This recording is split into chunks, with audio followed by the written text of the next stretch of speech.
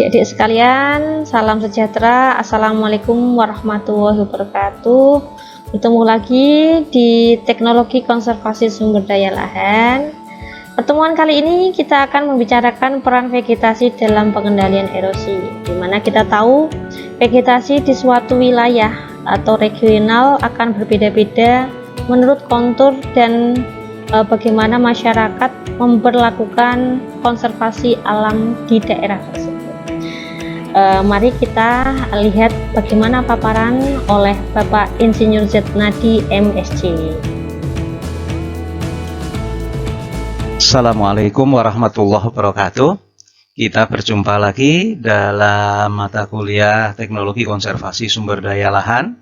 Dan pada pertemuan kali ini kita akan membahas tentang peran vegetasi pada pengendalian erosi. Atau dengan bahasa lain, saudara juga bisa menyebutkan dengan peran vegetasi dalam upaya konservasi sumber daya lahan. Nah, secara logika, sebagaimana dulu pernah kita bahas di awal, pada saat kita membahas proses erosi, kemudian pengertian erosi, di sana telah dijelaskan bahwa vegetasi itu mempunyai sifat menutup permukaan tanah, ya, sedemikian rupa terhadap pengaruh faktor-faktor luar secara fisik. Nah, yang paling mudah di sini, karena kebetulan agen utama erosi itu adalah air atau hujan, maka keberadaan vegetasi yang menutupi permukaan tanah jelas bisa dibayangkan itu mempunyai peran sebagai selubung atau perisai yang menutup permukaan tanah itu terhadap pukulan langsung dari air hujan.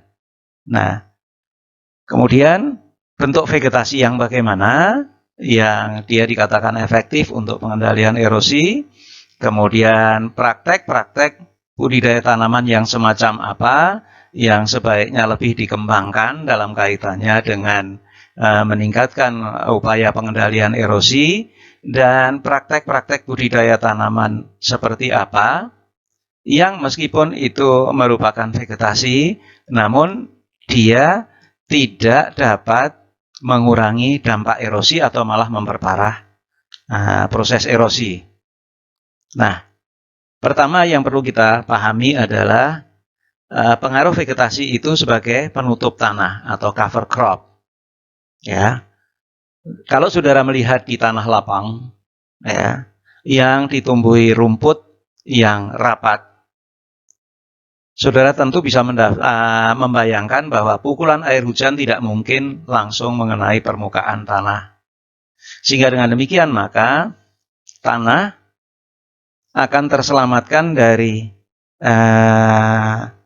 tenaga penyebab erosi yang terjadi pertama kali, yakni terpaan atau pukulan langsung air hujan, karena adanya vegetasi penutup yang berupa rerumputan yang rapat, ya, sehingga dalam batas-batas tertentu maka padang rumput ini sebenarnya merupakan salah satu bentuk alami dari perlindungan permukaan tanah terhadap erosi. Namun, kita juga menyadari bahwa pada praktek budidaya tanaman, kita tidak mungkin menanami lahan yang kita manfaatkan sedemikian rupa dengan didominasi oleh rumput. Tentu ada bagian-bagian lahan yang lain yang kita olah dan sedikit banyak terbuka. Di sana kita tanami dengan tanam-tanaman yang mungkin tidak menutup permukaan tanah dengan sempurna. Ya. Di sini kemudian kita pahami bahwa di situ akan terjadi proses accelerated erosion. Walaupun yang perlu kita lakukan adalah bagaimana kita mengupayakan sehingga tanaman yang kita tanam dengan teknologi tertentu itu tidak akan menimbulkan laju erosi yang berlebihan. Nah, itu nanti ada kaitannya dengan sifat tanahnya, kemudian kemiringan lahannya, dan sebagainya. Ya. Ini yang perlu kita pahami dari awal. Hal yang ekstrim yang lain, kalau kita masuk ke wilayah hutan ya yang rapat, dan kebetulan vegetasinya itu beragam dan bertingkat. Maka di sana kita melihat perlindungan permukaan tanah atas itu terjadi secara semacam berlapis-lapis. Ya, dengan demikian maka perlindungan terhadap permukaan tanahnya itu akan sangat ideal. Ya, namun kembali lagi kita tidak mungkin mengharapkan manfaat ya untuk budidaya pertanian kalau kita ingin menutup seluruh permukaan tanah kita itu dengan tumbuhan yang rapat dan bertingkat tajuknya. Next. Nah, mari kita lihat gambar diagram di sini ya. Ini bahkan ini semakin menunjukkan kepada saudara betapa ya tajuk tanaman ya itu berperan sebagai perisai atau pelindung permukaan tanah terhadap terpaan langsung air hujan. Ya. Air yang datang berupa presipitasi atau hujan lah mudahnya di tempat kita, pada saat dia jatuh mengenai tajuk tanaman, maka dia kemudian akan bergerak lebih lambat ke bawah. Dan demikian pula tenaga perusaknya itu akan semakin berkurang. Sehingga yang lepas dari tajuk kemudian langsung jatuh ke permukaan tanah, tenaganya juga akan semakin berkurang, sehingga efek merusaknya pun berkurang. Lebih-lebih air hujan yang tadinya jatuh di tajuk tanaman dan kemudian bergerak ke bawah melalui tubuh tanaman, tentu juga akan semakin terhambat kecepatannya, sehingga dengan demikian maka daya rusaknya juga akan jauh terkurangi, sehingga akhirnya permukaan tanah yang ada di sekitar tanaman, khususnya di bawah tajuk tanaman, itu akan lebih terselamatkan. Next. Nah, mari kita cermati lagi ya. Seberapa jauh efektivitas perlindungan tanaman dalam mengurangi erosi? Itu sebagaimana tadi saya sebutkan, sangat bergantung kepada pertama ketinggian tajuk. Kemudian ukuran tajuk, jadi kontinuitasnya, kemudian kerapatan, ya, kemudian sifat perlindungan yang diberikannya kepada permukaan tanah yang ada di bawahnya. Demikian pula nanti kerapatan akar. Khusus pada kerapatan akar ini nanti memiliki sifat yang tambahan, yakni akar ini mempunyai daya penahanan air, karena dia fungsinya juga menyerap air, dan kemudian akar juga mempunyai daya cengkeram terhadap lapisan tanah yang ada di bawahnya. Nah, mari kita kembali sekarang pada salah satu aspek, yaitu ketinggian kanopi. Ketinggian kanopi atau tajuk ini sangat penting, karena air yang jatuh dari ketinggian 7 meter, ya, itu memiliki kecepatan yang lebih tinggi dibandingkan dengan tajuk yang lebih rendah. Ya. Demikian pula nanti ukuran tetesan air hujan, ya, ini kalau dia secara utuh langsung mengenai permukaan tanah, tentu ya, energi potensialnya lebih besar dibandingkan kalau dia tertahan sementara oleh tajuk tanaman. Ya. Sehingga banyak ahli-ahli konservasi yang banyak melakukan penelitian tentang pengaruh vegetasi penutup, khususnya tajuk tanaman atau tumbuhan, terhadap dampak erosi yang terjadi. Nah, dalam pemahaman selanjutnya nanti kita akan melihat bagaimana sebenarnya fungsi cover crop, ya, sebagai pelindung tanah, ya, untuk menekan atau mengurangi erosi, ya. Dan apabila hal ini kemudian bisa kita pelajari dan kita manfaatkan, maka dengan menggunakan metode vegetasi ini, kita akan dapat mengupayakan perlindungan tanah yang optimal terhadap erosi. Namun perlu juga di sini disadari bahwa pengendalian erosi dengan mengedepankan vegetasi ini di samping memiliki kelebihan juga memiliki kekurangan. Next. Nah, mari kita lihat ya, di sini ada gambaran yang lebih teknis tentang pengaruh mulsa atau seresah dan vegetasi penutup terhadap erosi. Pada kolom yang di sebelah kiri itu adalah nomor urutan, kemudian kolom keduanya itu adalah jenis atau macam penutup tanah, kolom ketiganya itu berisi tentang kerapatan tegaan akasia, ya. Kemudian yang paling kanan adalah tegaan yang berupa hutan campuran. Nah, kita melihat pada butir yang pertama atau nomor 1, mulsa atau seresah dan penutup tanah yang digunakan sebagai pelindung terhadap erosi, ya, itu tingkat laju erosinya yang dihasilkan dalam hal ini dalam satuan kilogram per petak itu besarannya adalah 14,95. Sedangkan apabila ini berupa hutan campuran, ya, maka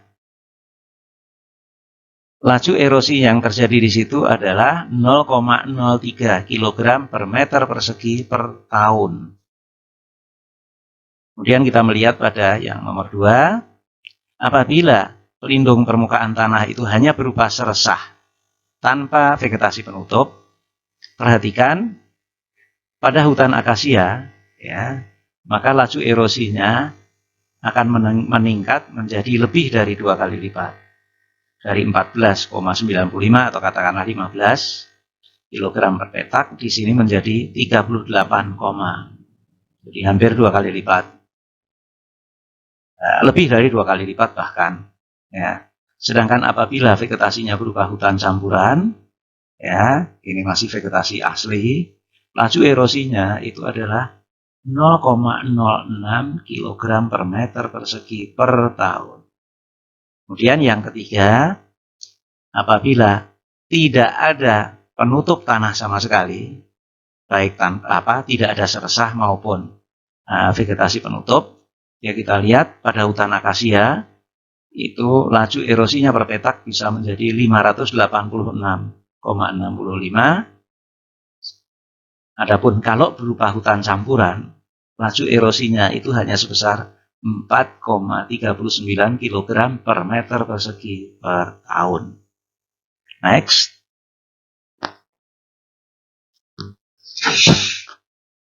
Nah, sekarang kita melihat faktor-faktor penyebab erosi. Kalau kita kembali kepada erosi sebagai suatu fungsi, kita ingat ya di pertemuan yang lalu di sana ada E sama dengan atau E merupakan fungsi dari beberapa komponen yaitu C, T, S, V, H. Nah, hal yang pertama diantaranya adalah sekarang topografi. Ya, topografi itu adalah tampilan permukaan tanah yang di situ terkandung 2 aspek. Yang pertama adalah derajat kemiringan lahannya, derajat kemiringan asli, dan yang kedua adalah panjang lerengnya. Pengertiannya adalah di sini begini, semakin tinggi tingkat kemiringan, ya, maka bisa dibayangkan di sana laju erosinya akan semakin besar, ya. Demikian pula apabila lerengnya itu semakin bertambah panjang, ya, karena proses erosi itu berawal dari particle detachment atau pelepasan partikel-partikel tanah dari agregat aslinya menjadi butiran kecil kemudian terhanyutkan oleh aliran air ke bawah, ya, maka semakin panjang lereng, ya, sesuai dengan kaidah fisika, ya, tenaga rusaknya akan semakin besar. Ya, kenapa?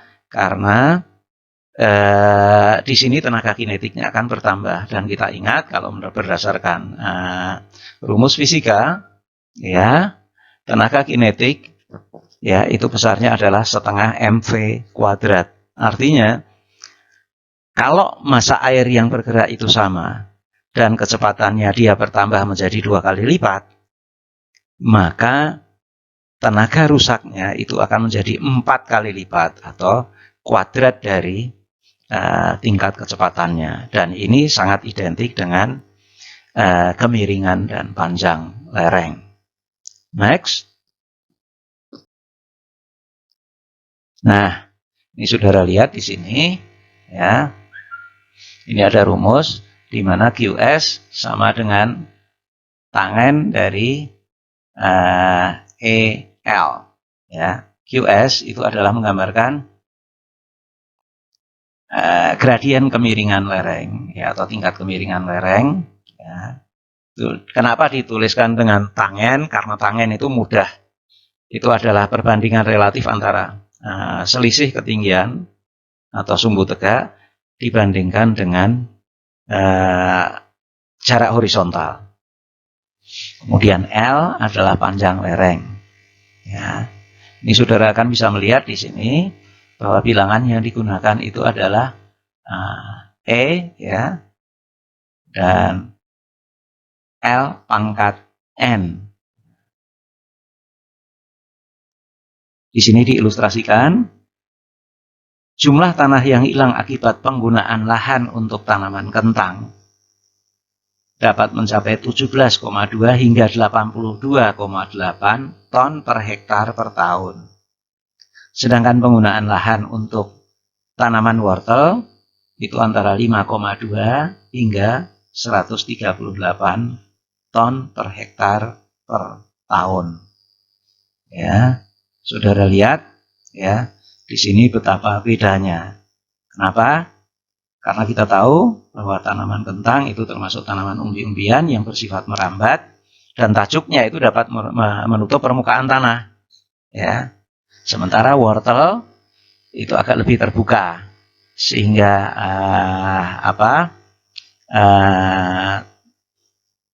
tingkat interval laju erosi yang bisa terjadi itu sangat besar pada tanah yang digunakan untuk budidaya wortel dibandingkan dengan kentang. Nah, selanjutnya, untuk erosi yang ada di lahan curam itu dapat dikendalikan dengan mengatur penutupan tanah oleh tanaman.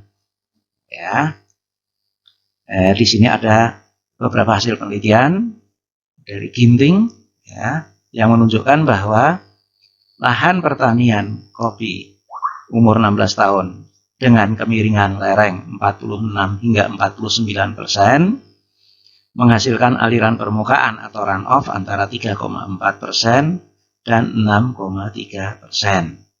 Dan jumlah curah hujan selama masa penelitian, dari curah hujan yang ada selama masa penelitian, sedangkan jumlah erosinya selama 6 bulan berturut-turut adalah 1,6 dan 1,3 ton per hektar.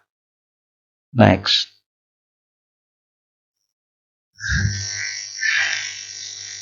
Percobaan yang dilakukan di hutan dengan perlakuan lahan di bawah tanaman hutan bersih dengan cara membuang tumbuhan yang ada pada bawah tegaan hutan dan seresah itu menunjukkan bahwa erosi yang terjadi akan meningkat sebesar 2 hingga 2,5 kali apabila tumbuhan yang ada di bawah atau semak-semak atau penutup tanah itu tidak dibersihkan. Nah, erosinya di sini akan meningkat 40 hingga 140 kali dari keadaan erosi semula. Hal ini menunjukkan dengan jelas betapa vegetasi pelindung permukaan tanah itu sangat berperan dalam pengendalian erosi. Ya. Percobaan di luar hutan dengan perlakuan membuang tumbuhan bawah, ya, atau lower vegetation dan mulsa atau seresah akan cenderung meningkatkan erosi sebesar 40 hingga 140 kali. Ini pengulangan dari yang tadi. Ya. Ini sekaligus menegaskan pada kita betapa serasa dan menutup tanaman, penutup permukaan tanah di bagian bawah atau vegetasi paling rendah itu juga sangat besar peranannya pada pengendalian erosi. Lanjut. Nah, faktor yang kedua yang sebenarnya merupakan faktor kunci itu justru manusia atau peranan manusia. Ya, kita tahu di awal siapapun yang belajar tentang konservasi sumber daya lahan, siapapun yang belajar tentang erosi dan upaya pengendaliannya, itu mengenal bahwa erosi yang bersifat merusak itu pada prinsipnya adalah berdasarkan terjadi karena campur tangan atau intervensi manusia atau man-made erosion atau accelerated erosion. Sedangkan erosi yang terjadi secara alamiah itu pada prinsipnya tidak merusak karena pada saat erosi alamiah itu terjadi, laju pembentukan tanah baru itu sama besarnya dengan laju hilangnya partikel tanah karena proses erosi alamiah yang terjadi. Sehingga dengan demikian maka sebenarnya secara umum tidak ada tanah yang hilang. Ya. Oke. Nah, silahkan uraian ini nanti bisa dibaca dengan baik. Jadi yang paling menentukan sebenarnya adalah manusia. Karena apa? Bagaimana merubah bentuk permukaan tanah yang tadinya tertutup oleh vegetasi penutup kemudian menjadi terbuka, apakah itu untuk praktek budidaya tanaman yang diinginkan dan sebagainya. Pada prinsipnya itu akan membuka atau mengekspos permukaan tanah terhadap daya rusak erosi karena hujan. Next. Nah, silahkan uraian ini bisa dibaca lebih lanjut. Nah, demikianlah ulasan tentang bagaimana vegetasi dan topografi kaitannya dengan erosi. Di mana kesimpulan kita bahwasanya di dalam konsep-konsep vegetasi itu yang paling ditekankan adalah kerapatannya. Sedangkan untuk topografi kita harus ingat pada kemiringan dan panjang lerengnya. Nah, seperti itu. Nah, kemudian di pertemuan berikutnya kita akan berbicara tentang teknik-teknik konservasi yang kaitannya dengan vegetasi dan topografinya. Seperti itu dulu, adik-adik sekalian. Bila ada kata-kata yang kurang berkenan dan mungkin bila ada komentar atau pertanyaan, boleh segera disubmitkan ke dalam kotak saran dan komentar. Seperti itu dulu, sekian dari kami. Wassalamualaikum warahmatullahi wabarakatuh.